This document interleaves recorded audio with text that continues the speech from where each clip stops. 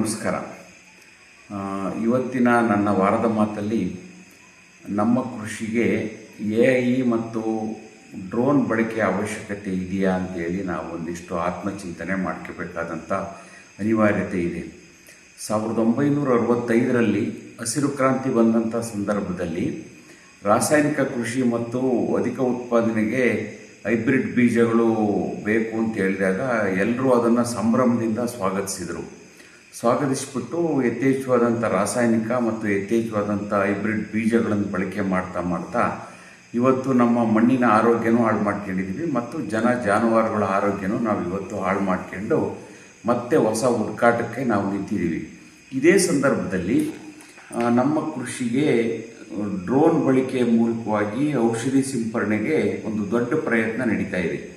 ಇಲ್ಲಿ ಕಾರ್ಪೊರೇಟ್ ವ್ಯವಸ್ಥೆ ಯಾವ ಥರಕ್ಕೆ ಇದನ್ನೆಲ್ಲ ತುಂಬ್ತಾ ಹೋಗುತ್ತೆ ಅಂತಂದರೆ, ಡ್ರೋನ್ ಬಳಕೆ ಹೆಚ್ಚಾದಂಗೆ ಡ್ರೋನ್ ಉತ್ಪಾದನೆ ಸಂಖ್ಯೆ ಹೆಚ್ಚಾಗುತ್ತೆ. ಯಾವುದೋ ಒಬ್ಬ ವ್ಯಕ್ತಿ ಅದನ್ನು ಉತ್ಪಾದನೆ ಲಾಭನ ಪಡ್ಕೊತಾನೆ. ಆದರೆ ಇವರಿಗೆ ಒಂದಿಷ್ಟು ಕಿಂಚಿತ್ತೂ ಸಹ ಯೋಚನೆ ಇಲ್ಲ. ನಾವೇನಾದ್ರು ಡ್ರೋನ್ ಮೂಲಕವಾಗಿ ಔಷಧಿ ಸಿಂಪರಣೆ, ವಿಷರ ಸಿಂಪರಣೆ ಮಾಡ್ತೀವಿ ಅಂತಾದರೆ ನಾವು ಶತ್ರು ಕೀಟಗಳ ಜೊತೆಯಲ್ಲಿ ಮಿತ್ರ ಕೀಟಗಳನ್ನು ನಾಶ ಮಾಡಿದಂಗೆ ಆಗುತ್ತೆ.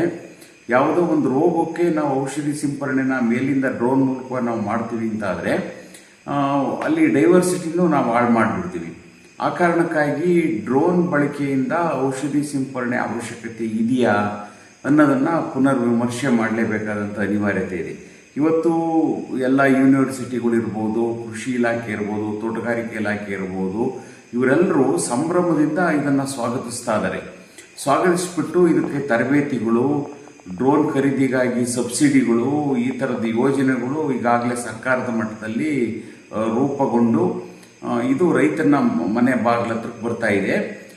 ಇದು ಹೇಗಾಗುತ್ತೆ ಅಂತಂದರೆ, ಇದು ಒಂಥರದ ಪರಿಪೂರ್ಣವಾಗಿ ರೈತನನ್ನು ಕೃಷಿ ಕಾಯಕದಿಂದನೇ ದೂರ ಮಾಡೋ ಅಂಥ ಕೆಲಸ ಇದು ಅಂತೇಳಿ ನನ್ನ ಅಭಿಪ್ರಾಯ. ಕಾರಣ ಏನು ಅಂತಂದರೆ, ಇವತ್ತು ಒಂದು ರೋಗ ಬಿತ್ತು ಅಥವಾ ಒಂದು ಕೀಟ ಬಂತು ಅಂತಂದರೆ ನೈಸರ್ಗಿಕವಾಗಿ ಅದನ್ನು ಯಾಕೆ ಪರಿಹಾರ ಮಾಡ್ಕೋಬೋದು ಅಂತೇಳಿ ರೈತ ತನ್ನ ಕ್ಷೇತ್ರದಲ್ಲೇ ಆಲೋಚನೆ ಮಾಡಿದರೆ, ಇಲ್ಲಿ ರೈತನ ಕಸುವಿನ ಜೊತೆಯಲ್ಲಿ ಒಂದು ನೇರವಾದಂಥ ಒಡನಾಟ ಇರುತ್ತೆ. ಈಗ ಇಲ್ಲೇನಾಗುತ್ತೆ, ಡ್ರೋನ್ ಬಂತು ಅಂತಂದರೆ ಯಾವುದೋ ಕೃಷಿ ವಿಜ್ಞಾನಿ ಈ ಥರದ ಔಷಧಿ ಸಿಂಪರಣೆ ಮಾಡಬೇಕು ಅಂತೇಳಿ ಹೇಳ್ತಾರೆ. ಹೇಳಿದಾಗ ಆ ವ್ಯವಸ್ಥೆ ಏನು ಡ್ರೋನ್ ಮೂಲಕವಾಗಿ ಔಷಧಿ ಸಿಂಪರಣೆ ಮಾಡ್ಕೊಳ್ಳೋದಕ್ಕೆ ಈಗಾಗಲೇ ಸಿದ್ಧತೆಗೊಂಡಂಥ ವ್ಯವಸ್ಥೆ ರೈತನ ಮನೆ ಬಾಗಿಲತ್ರಕ್ಕೆ ಬರುತ್ತೆ. ಅಲ್ಲಿ ನಾವು ಔಷಧಿಗೆ ದುಡ್ಡು ಕೊಡಬೇಕು, ಡ್ರೋನ್ ಸಿಂಪರಣೆಗೆ ದುಡ್ಡು ಕೊಡಬೇಕು, ಮತ್ತು ಡ್ರೋನ್ ಆಪ್ರೇಟ್ರಿಗೆ ನಾವು ದುಡ್ಡು ಕೊಡಬೇಕು. ಈ ಥರದ್ದೆಲ್ಲ ಮತ್ತಷ್ಟು ಅಧಿಕವಾದಂಥ ಖರ್ಚು. ಉದಾಹರಣೆಗೆ ನಾವು ಹೇಳಬೇಕು ಅಂತಂದರೆ, ಯಾವುದೋ ಒಂದು ರೋಗ ಬಂತು ಅಂತಂದರೆ ಮೊದಲೆಲ್ಲ ಏನು ಮಾಡೋರು ಅಂತಂದರೆ, ಒಂದು ಬೆನ್ನಿಗೆ ಕಟ್ಕೊಂಡು ಹೊಡೆಯೋಂಥ ಔಷಧಿ ಸಲಕರಣೆಯಲ್ಲಿ ಸ್ಪ್ರೇ ಮಾಡ್ತಾಯಿದ್ರು. ಅದು ಖರ್ಚಿರಲಿಲ್ಲ. ಆಮೇಲೆ ನಂತರ ಮತ್ತೆ ಎರಡನೇದು ಬಂದಿದ್ದು, ಅದಕ್ಕೆ ಮೋಟ್ರ್ ಕೂರಿಸಿದ್ರು. ಅಲ್ಲಿ ಬ್ಯಾಟ್ರಿ ಉತ್ಪಾದನೆ ಜಾಸ್ತಿ ಆಯಿತು. ಅಲ್ಲಿ ಬ್ಯಾಟ್ರಿಗಳನ್ನು ಕೂರಿಸಿದ್ದು ಪವರ್ ಸ್ಪ್ರೇಯರ್ನ ಕೊಡೋಕ್ಕೆ ಪ್ರಾರಂಭ ಮಾಡಿದರು. ಮೊದಲು ತೋಟಗಾರಿಕಾ ಬೆಳೆಗಳಿಗೆ, ಕಾಫಿ ಎಸ್ಟೇಟು ಈ ಭಾಗದಲ್ಲೆಲ್ಲ ಸಿಲಿಂಡರ್ ತರಕ್ಕಿದ್ದು ಅದರಲ್ಲಿ ಪಂಪ್ ಮಾಡೋರು. ಒಬ್ಬ ಅದನ್ನು ಪಂಪ್ ಮಾಡಬೇಕಿತ್ತು, ಒಬ್ಬರು ಹಿಡಿತಾ ಹೋಗ್ತಾಯಿದ್ರು. ಇಲ್ಲಿ ಖರ್ಚೇ ಇರಲಿಲ್ಲ. ಆದರೆ ಬರ್ತಾ ಏನಾಯಿತು ಅಂತಂದರೆ, ಒಂದು ಉತ್ಪಾದಕ ಕಂಪ್ನಿಗಳು ವ್ಯವಸ್ಥೆನ ಸುಧಾರಣೆ ಮಾಡ್ತೀವಿ ಅನ್ನೋ ನೆಪದಲ್ಲಿ ಆಧುನಿಕ ಸಲಕರಣೆಗಳನ್ನು ನಮಗೆ ರೈತರಿಗೆ ಪರಿಚಯಿಸ್ತಾ ರೈತ ಅಧಿಕವಾದಂಥ ಖರ್ಚನ್ನು ಮಾಡಿ ನಾವು ವ್ಯವಸ್ಥೆನ ಕಲ್ಪಿಸಿಕೊಳ್ಳಬೇಕಾದಂಥ ಅನಿವಾರ್ಯತೆನ ಸೃಷ್ಟಿ ಮಾಡ್ತಾ ಹೋದರು. ಇದು ಒಂದಾಯಿತು. ಈಗ ಔಷಧಿ ಸಿಂಪರಣೆ ನಾವು ಡ್ರೋನ್ ಮೂಲಕ ನಾವು ಮಾಡಿದ್ದೇ ಆಗಿದ್ರೆ ನೋಡಿ, ಅದು ಮೇಲ್ಮಟ್ಟದಿಂದ ಬಂದಾಗ ಔಷಧಿ ಅದು ಯಾವ ಪ್ರಮಾಣದಲ್ಲಿ ಆಗಬೇಕಿತ್ತು ಅದಕ್ಕಿಂತ 2 ಪಟ್ಟು ಜಾಸ್ತಿ ಉಪಯೋಗ ಮಾಡಬೇಕಾದಂಥ ಅನಿವಾರ್ಯತೆ ಬರುತ್ತೆ. ಅಲ್ಲಿ ಉತ್ಪಾದಕ ಕಂಪ್ನಿ, ಔಷಧಿ ಕಂಪ್ನಿ ಏನಿತ್ತು ಅವನಿಗೆ 2 ಪಟ್ಟು ಜಾಸ್ತಿ ಆಯಿತು. ನಂತರ ಡ್ರೋನ್ ಉತ್ಪಾದನೆ ಮಾಡೋಂಥ ಕಂಪ್ನಿಗೆ ಲಾಭ ಆಯಿತು. ಆ ಕಾರಣಕ್ಕಾಗಿ ನಾವು ಇನ್ನೊಬ್ಬರಿಗೆ ಲಾಭ ಮಾಡಿಕೊಡೋದಕ್ಕಾಗಿ ನಮ್ಮ ಕಸುಬನ್ನು ಏನು ಮಾಡ್ತಿದ್ವಿ, ಆ ಕಸುಬಿನಿಂದನೇ ದೂರ ಹೋಗ್ತಾ ನಮ್ಮ ಈ ಟ್ರೆಡಿಷನಲ್ ಮೆಥಡ್ಸ್ ಏನಿತ್ತು ಆ ಮೆಥಡ್ಸ್ನೆಲ್ಲ ಮರಿತಾ ಹೊಸದಕ್ಕೆ ನಾವು ಆಲೋಚನೆ ಮಾಡ್ತಾ ಕೃಷಿಯಿಂದನೇ ನಾವು ಹೊರಗೆ ಹೋಗ್ತಿರೋಂಥ ಅನಿವಾರ್ಯತೆಯನ್ನು ಸೃಷ್ಟಿ ಮಾಡೋಂಥ ಹುನ್ನಾರ ಇವತ್ತು ನಡೀತಾ ಇದೆ. ಇನ್ನು ಎರಡನೇದು, ಈಗ AI ಕಾಲ. ಈ AI ನ ಕೃಷಿಗೆ ಯಾಕೆ ಬಳಕೆ ಮಾಡ್ಕೋಬೋದು ಅಂತೇಳಿ ದೊಡ್ಡ ಸಂಶೋಧನೆಗಳೇ ನಡೀತಾ ಇದ್ದಾವೆ. ಇಲ್ಲಿ AI ಮೂಲಕವಾಗಿ ಏನಾದ್ರು ನಾವು ಕೃಷಿ ಮಾಡಿದ್ದೆ ಆದರೆ ನೇರವಾದಂಥ ಮಣ್ಣು ಮತ್ತು ಕೃಷಿಕರಿಗಿರೋಂಥ ನೇರವಾದಂಥ ಸಂಬಂಧ ಕಳಚಿ ಹೋಗ್ಬಿಡುತ್ತೆ. ಇಲ್ಲಿ ಉದಾಹರಣೆ, ಈಗ ಕಬ್ಬಿಗೆ ನೀರನ್ನು ಎಷ್ಟು ಕೊಡಬೇಕು, ಅದನ್ನೇನು ಮಾಡಬೇಕು ಅಂತೇಳಿ AI ನಿರ್ಧಾರ ಮಾಡುತ್ತಂತೆ. ಮೊದಲೆಲ್ಲ AI ನಿರ್ಧಾರ ಮಾಡ್ತಿರ್ಲಿಲ್ವಾ ರೈತರಿಗೆ ಗೊತ್ತಿದೆ. ವೈಜ್ಞಾನಿಕವಾದಂಥ ತಳಹದಿ ಮೇಲೇ ರೈತ ಕಸಬನ್ನು ಮಾಡ್ತಾ ಬಂದು ಒಂದು ಬೆಳೆಗೆ ಎಷ್ಟು, ಯಾವ್ಯಾವ ಬೆಳೆಗೆ ಯಾವ ಪ್ರಮಾಣದ ನೀರು ಕೊಡಬೇಕು ಅನ್ನೋ ಕಲ್ಪನೆ, ಐಡಿಯಾ ಅದೆಲ್ಲದೂ ರೈತನಿಗಿತ್ತು. ಈಗ ನಿರ್ಧಾರ ಮಾಡೋ ಅಂಥವರು ಹೊರಗಡೆಯವರು, ಅವರು ಅಲ್ಲಿ AI ಮೂಲಕವಾಗಿ ಅಲ್ಲಿ ಫಿಕ್ಸ್ ಮಾಡ್ತಾರೆ. ಫಿಕ್ಸ್ ಮಾಡಿದ ಮೇಲೆ ನೀರನ್ನು ಎಷ್ಟು ಪ್ರಮಾಣದಲ್ಲಿ ಕೊಡಬೇಕು ಅಂತ ಅದಕ್ಕೆ ಕೇಳುತ್ತೆ. ಅದಕ್ಕೆ ಹೇಳಿದಂಗೆ ನಾವು ಅದನ್ನು ಸಪ್ಲೈ ಮಾಡೋಂಥ ಕೆಲಸನ ನಾವು ಗುಲಾಮರು ತರಕ್ಕೆ ಮಾಡ್ತಾ ಹೋಗ್ಬೇಕಾಗುತ್ತೆ.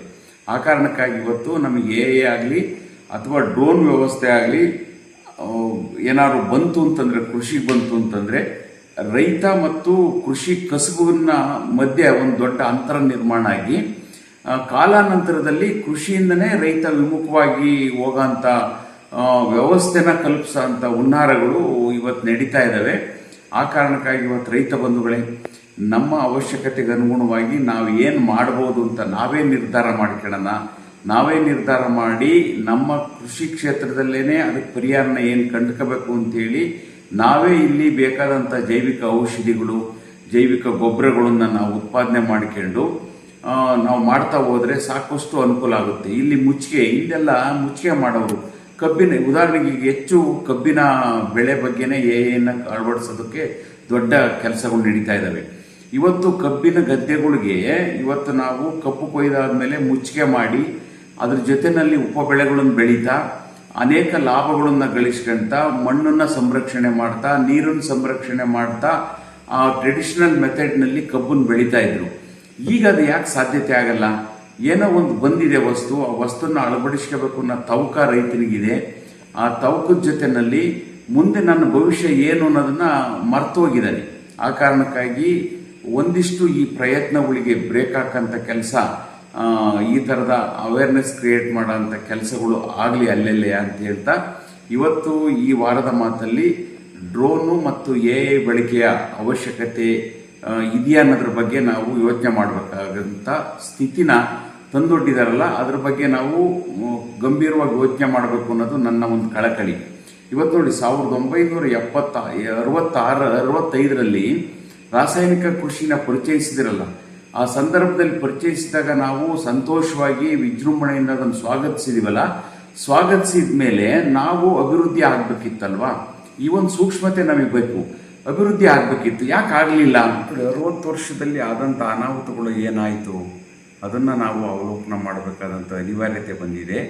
ಆ ಕಾರಣಕ್ಕಾಗಿ ಇವತ್ತಿನ ವಾರದ ಮಾತಲ್ಲಿ ನಮಗೇನೀಗ ಆಧುನಿಕ ವ್ಯವಸ್ಥೆಯಲ್ಲಿ ಏನು ಬರ್ತಾ ಇದೆ ಹೊಸ ಹೊಸ ಮಾದರಿಗಳು, ಇದ್ರ ಬಗ್ಗೆ ನಾವು ಎಚ್ಚರಿಕೆಯಿಂದ ಇರಬೇಕಾದಂಥ ಅನಿವಾರ್ಯತೆ ಇದೆ.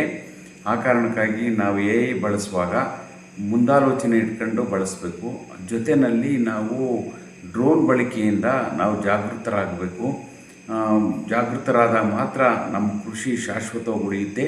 ನಾವು ಕೃಷಿನಲ್ಲೇ ಮುಂದುವರಿಯೋದಕ್ಕೆ ಇದು ನೆರವಾಗುತ್ತೆ ಅಂತ ಹೇಳ್ತಾ, ಯಾವುದೇ ಕೆಲಸ ಮಾಡುವಾಗ ಒಂದಿಷ್ಟು ಮುಂಜಾಗ್ರತೆ ಮತ್ತು ವೈಯಕ್ತಿಕ ಆಲೋಚನೆಗಳ ಮೂಲಕವಾಗಿ ಅದನ್ನು ಸ್ವಾಗತಿಸಬೇಕು ಅಥವಾ ತಿರಸ್ಕರಿಸಬೇಕು ಅನ್ನೋದು ನಿಟ್ಟಿನಲ್ಲಿ ನಾವು ವೈಯಕ್ತಿಕ ನೆಲಗಟ್ಟಿನಲ್ಲಿ ಯೋಚನೆ ಮಾಡೋಣ ಅಂತ ಹೇಳ್ತಾ, ಇವತ್ತಿನ ನನ್ನ ವಾರದ ಮಾತಲ್ಲಿ ಈ ವಿಚಾರನ ತಮ್ಮ ಮುಂದೆ ಇಟ್ಟಿದ್ದೀನಿ. ಇದು ತಮಗೆ ಇಷ್ಟವಾಗಿದ್ದರೆ ಹೆಚ್ಚೆಚ್ಚು ಜನರಿಗೆ ತಲುಪಿಸಿ ಈ ಮೂಲಕವಾಗಿ ರಾಸಾಯನಿಕ ಮುಕ್ತವಾಗಿ ನಾವು ನೈಸರ್ಗಿಕವಾಗಿ ಅಥವಾ ಸಾವಯವದಲ್ಲಿ ನಮ್ಮ ಕೃಷಿನ ಮುಂದುವರ್ಸೋಣ ಅಂತ ಹೇಳ್ತಾ ಇವತ್ತಿನ ನನ್ನ ವಾರದ ಮಾತನ್ನು ಮುಗಿಸ್ತಾ ಇದ್ದೀನಿ. ಎಲ್ರಿಗೂ ನಮಸ್ಕಾರ.